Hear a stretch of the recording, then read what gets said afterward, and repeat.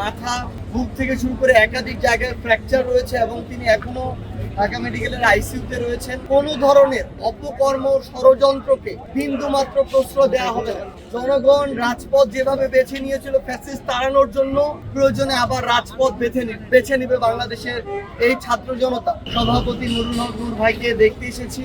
আপনারা জানেন যে তার শরীরের নাক, মাথা, বুক থেকে শুরু করে একাধিক জায়গায় ফ্র্যাকচার রয়েছে এবং তিনি এখনো ঢাকা মেডিকেলের আইসিইউতে রয়েছেন। আমরা তার উত্তরোত্তর সুস্থতা কামনা করছি এবং ইতিমধ্যে এই বিষয়ে বিচারিক প্রক্রিয়ার জন্য যে তদন্ত কার্যক্রম শুরু হয়েছে এবং এই জায়গায় যে ব্যবস্থা নেওয়া হচ্ছে, আমরা বাংলাদেশে একটি দৃষ্টান্তমূলক একটি ব্যবস্থা দেখতে চাই।